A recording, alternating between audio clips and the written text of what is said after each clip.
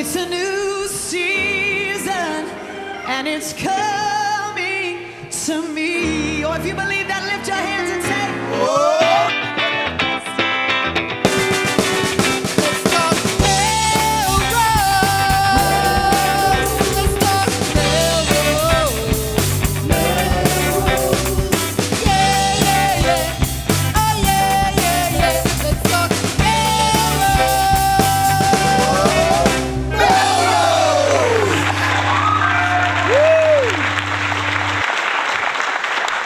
Wow, it's great to be back. It's Wow. reunited, and it feels so good. Oh, that's great. We're realizing the absence that you had here. Like we didn't know. Yes, we're we going missing. lowbrow again in the new decade. I haven't been here since the last decade. Thank God you're back. Welcome back. Thank you. I'm Tom Catalini, I'm Eugenie Gibbons. And I'm Jen LeClaire. and this is Let's Talk Melrose, a show where Melrosians talk to Melrosians about Melrose. I don't know what could be better. That's how we ended the last decade, and who knows where the future is going to take us. It's 2020 in Melrose. It's a good time. It's a good time to be in Melrose. It's a good time to be talking about Melrose Yeah. because that seems to be a hot market. People don't stop talking about Melrose. So over the holidays, I can't keep up. A lot of things. So I haven't been on the show since the Hullabaloo, and I'm trying to stay up with the news. I've been watching the show, which, by the way, has been excellent. Thank you. I'm a big fan. Good. But it's hard to keep up. There's a lot going on. We had a little bit of a false sense of lull at the holiday, and now we're back and off and running. Yeah. Melrose To say never the least. sleeps. Literally, off and running. You were not here, and we missed you. But Melrose never sleeps, Tom.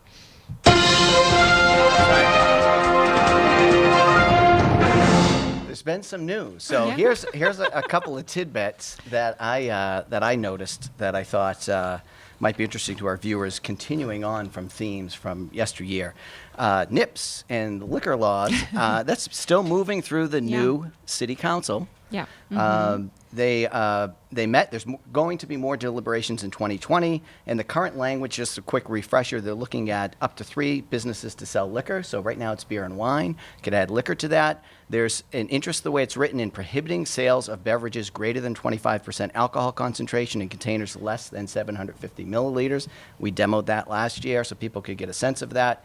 And the city council will consider this issue again Monday, February 10th. So Okay. that's the next step Great. with that. All right. We'll be on it. Anybody doing dry January? What is that? It's dry January, right? Isn't that the No, thing? oh yeah. That's a thing, Yes, right? it's a thing. No, I'm not doing Yeah, that. yeah, I'm not either. No. Trying to stay hydrated. Right. And then I saw this other tidbit that I thought was interesting on the Melrose Patch. Shout out to Mike Karaji if he's out there in the audience watching. Melrose is going to receive $52,000 in additional Chapter 90 money that goes to road repairs this fiscal year and next. And I just thought that was interesting because the Facebook post we put out a few weeks ago about what do you want to see in the new Yeah. year in Melrose, a lot of people, myself included, the potholes, the road Yeah. conditions. Yeah. That's always Yeah. a concern. So we talk about lofty strategic ideas, and but you got to cover the Streets without basics. craters in them. It's Yeah. also The good. people wanted more. They wanted pot. Did not want potholes. Whoa! That's good. That's good. Wow. That's See, good. Oh, wait a we minute. went on without the shit. Sorry, I was slow on that. I'm So still, you just We're got at used to it. still getting back. You into gotta warm up. Still getting back into shape. Yeah. So So, any other news tidbits or updates, y'all? All the stuff we're worth covering mentioning? today. yeah. Oh my We got God. lots to Are we cover going to get today. right into it? Yeah. I think we should Right get into it for the Get right into it people. because there's Yeah. the stuff we're talking So we about at the have end. I enough think time is for really hot. sound effects. Yeah. But yeah, lots to do. Oh, man, not another election. Yes, there's going to be another election in Melrose, and we are at the forefront. I tell you, for weeks I've been home collecting. Yeah, I sound know. clips, I can so see. I can see. I'm glad to have somebody to listen to them Yeah. with me.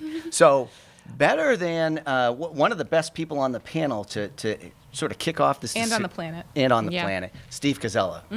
Couldn't be here tonight, but he's operating as a special correspondent, and we have a little bit of So an he audio to set us up. But I got this. He did the Dolly Parton challenge. Is everybody familiar with that? Yeah. Right? Yeah. So you got your LinkedIn, your Yeah. Facebook, and Tinder and What was the other Instagram, ones? Yes, yeah, whatever exactly. it is. The So four. Yeah. What's this one? I'm pretty sure that's LinkedIn. Okay. I'm Yeah. pretty sure he's got his Let's Talk Melrose T-shirt on LinkedIn. Yeah. But so look, we have a quick report. It's going to be brief and informative. And poignant, because Steve's the That's- man for 'cause that. that's- 'Cause that's how he rolls. That's Steve Cazella. All right. Okay, Steve, we're ready Steve, for you now. Steve, are you there? This is Let's Talk Melrose special election correspondent Steve Cazella with this report on the 32nd Middlesex District special election primary. Mark your calendars for next Tuesday, February 4th, when you can cast your ballot in the Democratic and Republican primary in the race to replace Paul Broder. Former state rep and now Melrose Mayor Broder held the seat since 2010, just before the boundaries were changed in the last round of redistricting. Looking at who will be voting next week, it's mostly Melrose. Almost 2/3 of the ballot will be cast right here in Melrose, 7% in Malden, and 27% in Wakefield. This is a special election, which tends to mean low turnout and an advantage to insiders with pre-established connections. It's also how almost 1 in 4 state reps and 1 in 3 state senators in Massachusetts got their seats. Though it may be a special election, there is competition, which is by no means a given these days in Massachusetts. In recent cycles, our legislature has had the least competitive legislative elections in the country by several measures. In 2018, for example, just 1 in 3 general elections were contested, and only half of seats featured multiple candidates in either the primary or the general elections. We don't know for sure if there will be competition in the general election yet, since no Republicans are on the ballot, meaning they would have to qualify by write-in. Either way, the seat is viewed as most likely to stay in Democratic hands. We'll find out next week, and hope you'll join us right here on Let's Talk Melrose as we watch the results come in. Back to you, Tom. I hope Steve's back next week. Wow. that was amazing. Thank you, Steve Cazella. Now, is that the most informative 90 seconds in show history, I think, here? and efficient, too, actually. Yes. Yeah, we didn't interrupt him. Yeah. I know I probably have a pause button on here. I probably could have. Interrupted him. It's really interesting. You know, there's some of the statistics that he cites. I'm going to put this back in my bedroom wall. Okay, good. When you're done, yeah, bring him back home with you.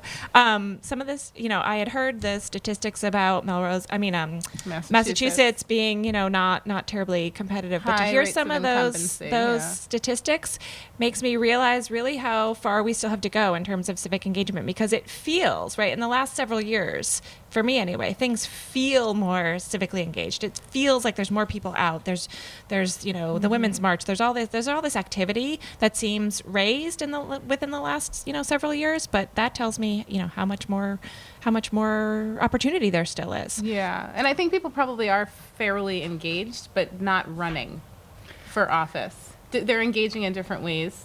Yeah. In sort of civic life, but not necessarily running for state office. I wonder why that is. So that happens at the local level, right? People are very passionate about the school issues, but we had 3 seats on the school committee go uncontested. Yeah, right, exactly.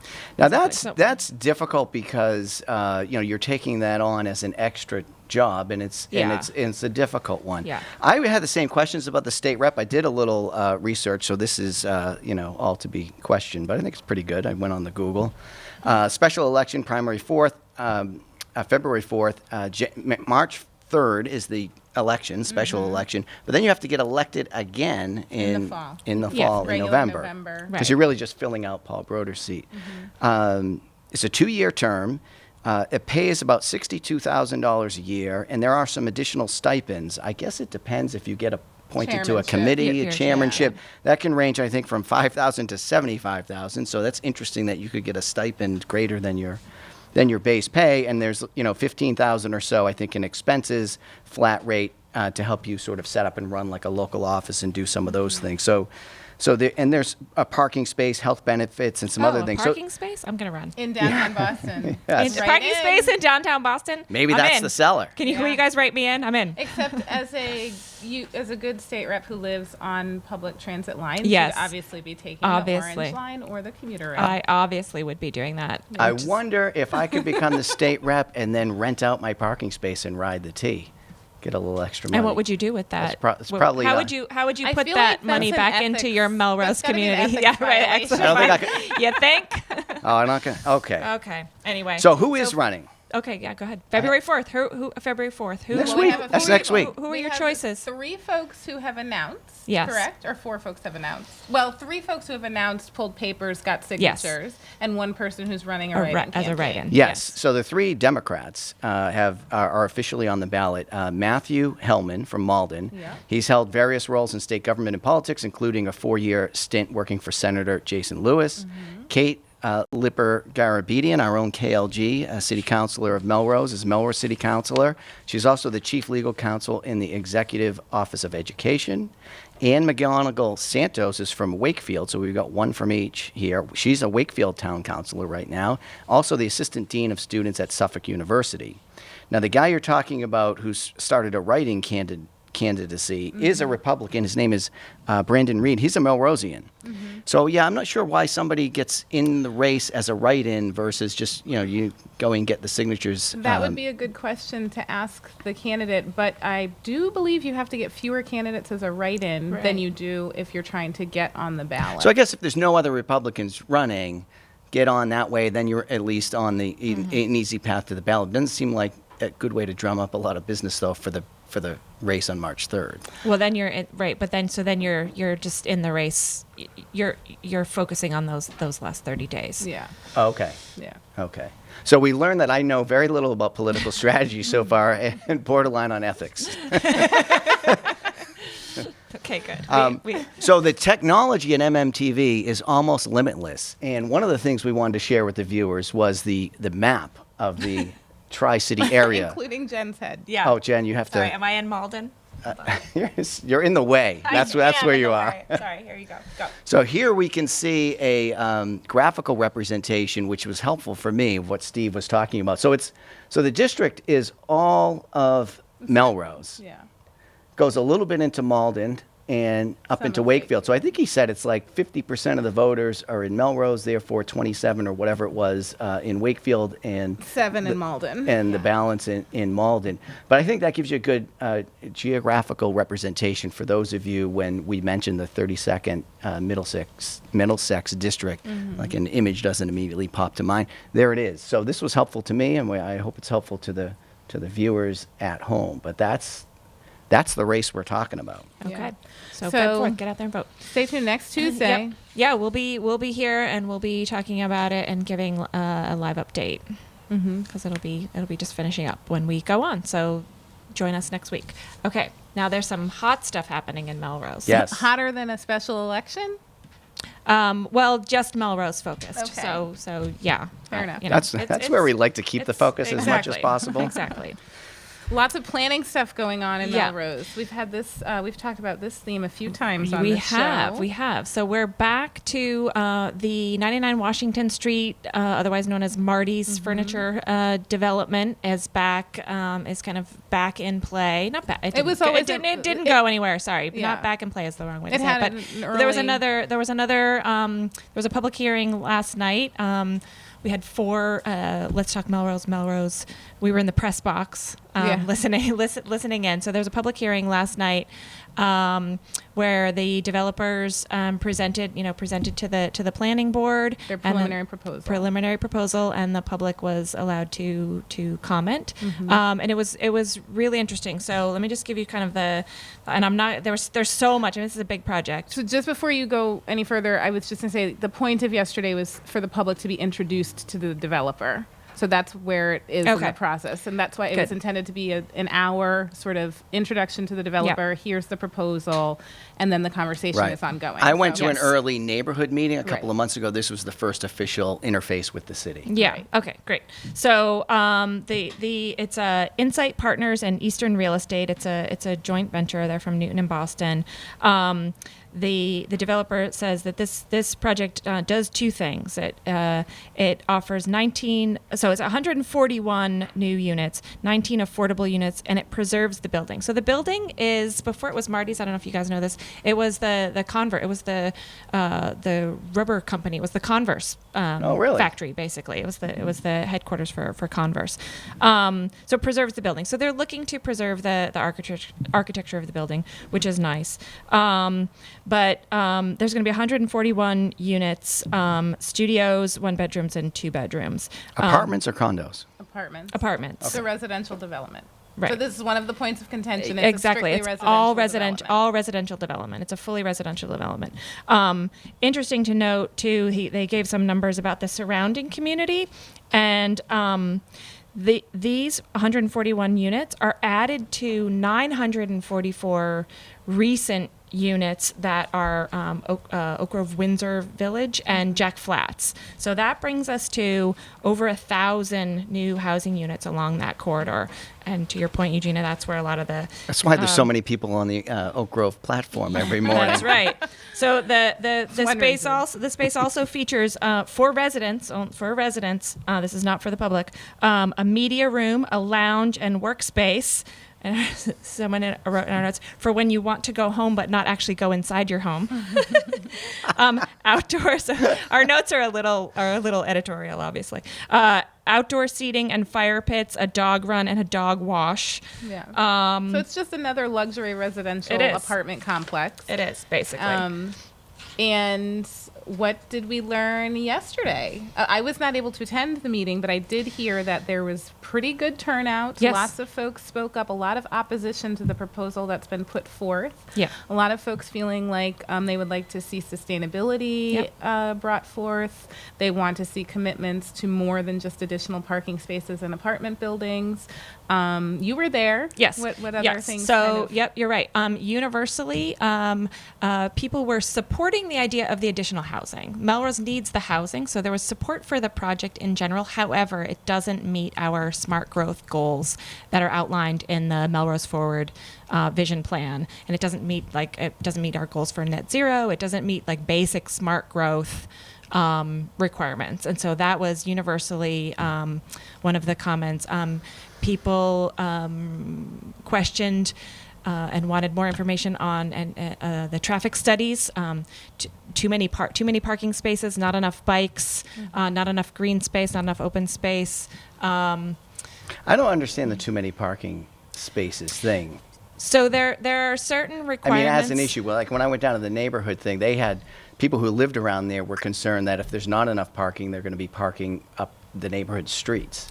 But you can't park. I personally, that's a moot point. You can't park up the neighborhood streets because they're zoned for only two hours. It's true. You'll get ticketed. So you're not supposed to, but apparently think people do, and then the police have to police come it down and more. ticket. I think the point about the parking is, this development is less than a half mile from Oak Grove. Right. And the trend, one of the trends going forward is that people are going to be driving less and less. So to designate a significant portion of the development to parking spaces. To play devil's advocate for a second, though, so even if I'm working on someplace off of Oak Grove, I'm still going to go to Shaw's and get groceries, or I'm going to come down here to MMTV, and I'm going to use my car. I'm going to want here. Okay, but why? So that actually leads right into the second point, is that everyone who stood up and talked about that corridor is zoned for commercial, and the developments that have gone in so far have been strictly only residential. And so this adds to that, and everyone was asking for more retail and more commercial space, because that neighborhood, now there is nothing. If you're in that neighborhood, you can walk a block or so, however long it is, to Oak Grove, or for you to come up here, to come to MMTV, to get your first cup of coffee, your first restaurant, your first dry cleaners, your first anything that you might need is over a mile away. So nobody in that corridor. Oh my God. No. Would you lug your dry cleaning over a mile? No, on I just foot? said I want the car. I want a parking space if I live there. Exactly. Yes, absolutely. So you would need your car, and you would you would need your car, and you would be driving it. You'd be driving and parking in downtown, and people are arguing that. So just more volume overall. There's going to be more cars trying to park at CVS. Yeah. So this neighborhood now. So the opponents for the arguments against having more commercial space if people have said, oh, we've tried that or we've studied that before and it's not feasible. But those studies are old. Those studies are before there are now over 1,000 new units. But also, everybody wants a beer garden. That'd be a great exactly. place for it. Although, Exactly. wouldn't people drive to the beer garden if you No, lived across We town? do have a wonderful correspondent. I wouldn't want them to who's- drive home from the beer garden. No, I'll we tell have a you wonderful that. correspondent You who I'm could sure walk. will weigh in. But But I if you think lived the there. point is that in terms of as Jen was pointing out, our net zero goals, our sustainability goals, our vision as a community, this is a walkable, bikeable, livable city. Right. The question is not really will people drive, right? Part of the traffic mitigation plan would require us to think through, why would they need to drive? Should there be busing? Should there be a shuttle? Should there, whatever it is. We don't have to get into that now. It's a bigger picture thing. No, I Yeah, get it. It's a bigger but- picture integrated thing because people even talk about the proximity to Oak Grove. Well, Oak Grove's in the Orange Line and the MBTA is in rough shape. So but not forever. hopefully.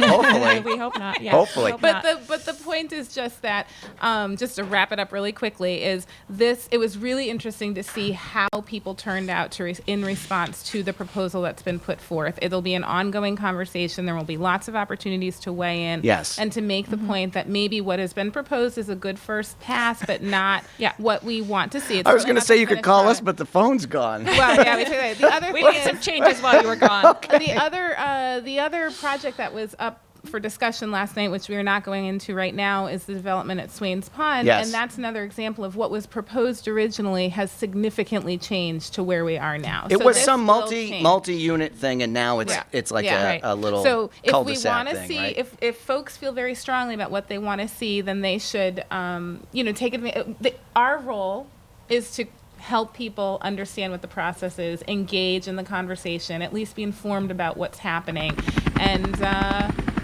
Yeah. So I we're getting ready to go. We have another LTMM correspondent his helicopter's just landing.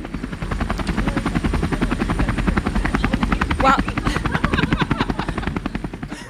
Oh, that's right. That's not very green of you. I hadn't Yeah, you connected shouldn't the be dots. taking I was saying It's not public the transportation. choppers may be a little insensitive at the moment, but Yeah. Oh, correct. true. It's all right. Correct. I hadn't thought of that. And so wow, I'm wrong on many levels. Is this better? The jackhammer? Yeah. All right, let's talk about construction in Melrose. Hi, Tom. Who do we Hi, have Tom. with us? It's our fabulous producer, Tom Shampoo. Oh my gosh. Happy to be here. Thank you for joining us on this side of the table. Behind and now How does it feel on over- the table. how I does it feel this is- over this here? This is magical. It really Long- is. long It's like overdue. a tingle and it's sort of the light is very special over here. This is great. Long overdue. So you were there with us. I was there last night. Yeah, and I just want to first say thank you because the show was great because you're bringing up these great topics and great discussion points. So it's terrific. I was happy to be there last night at the meeting with Jen and Sam as well.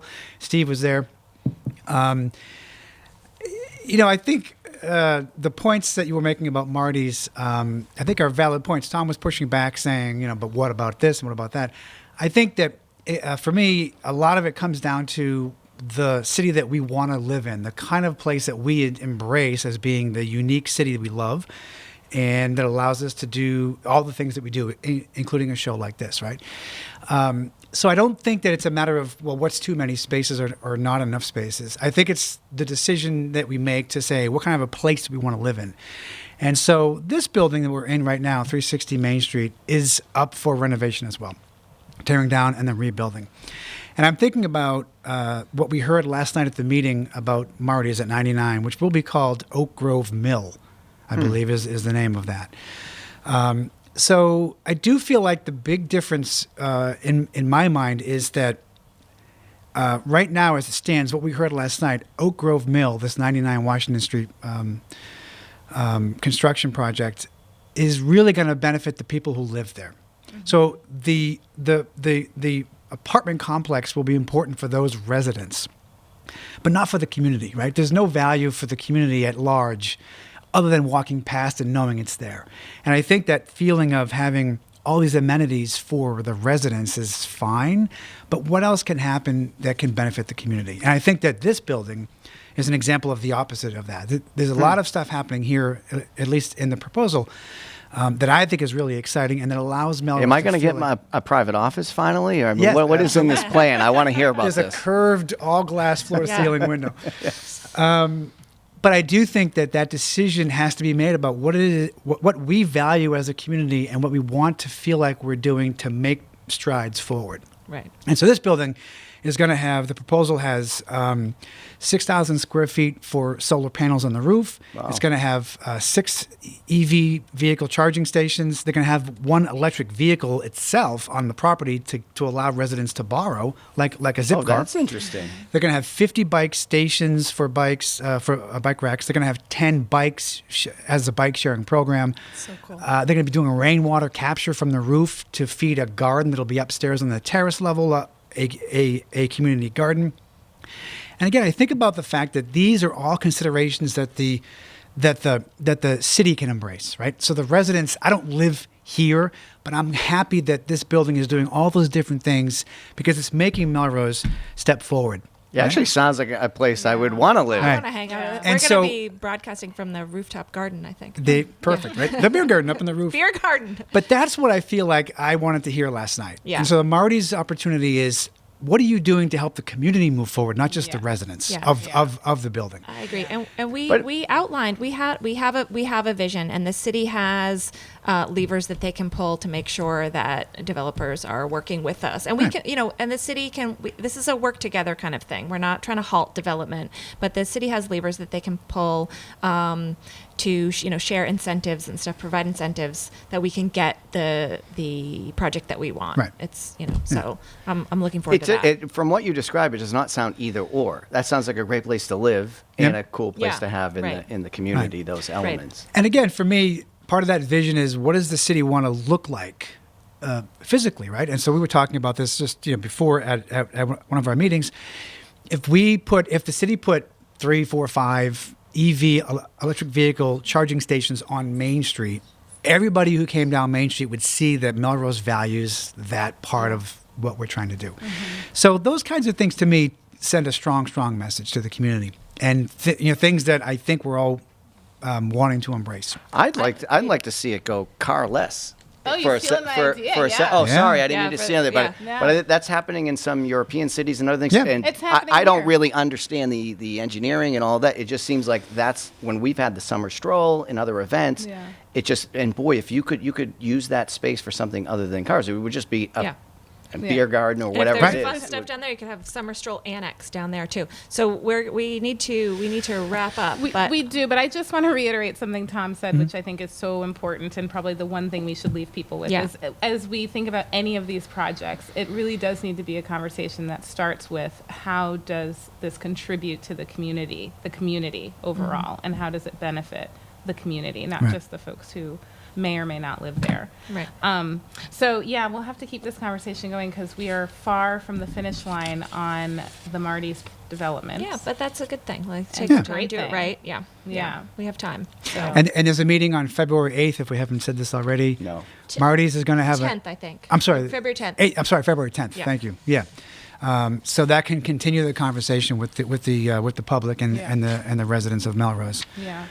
to keep that conversation going. Yeah. There will be more opportunities. Yeah. Okay, Yeah, awesome. terrific. Thanks so much, Tom. I'm happy to All be right. here. Great. Thanks, Evan. Tom. All right. How do we wrap up? Do you remember? How do we wrap up? Yes, we talk about wins, Yep. wins for the week, and upcoming events. Who wants to start with a win? I'm gonna cheat because my win's Tom. That's what's mine. Yeah. Tom's back. Oh yeah, no, Winning Oh. everywhere. This Tom's back, but also Tom. Yeah. Oh, yeah, No, yeah, Eugene, you clearly went right past me to that one. All right, I just mine is learned for a you. lot. I learned a lot in a split second there.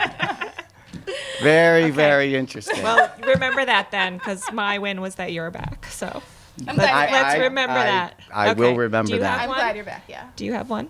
I have this, which is not working. Okay, great. So that's not a win. All right, let's move on to our events.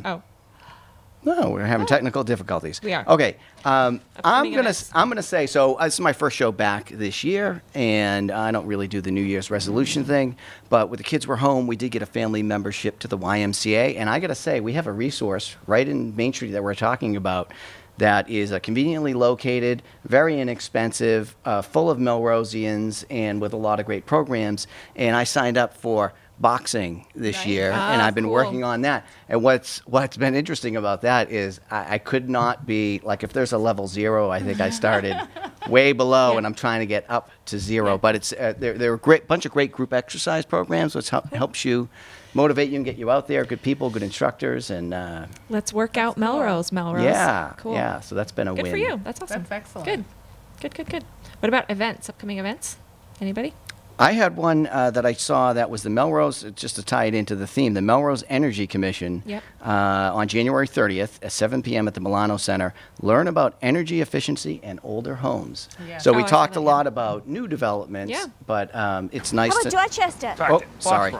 The garden? I was trying to fix my app. Swampscott? Revere? It's still on. Whatever you're doing.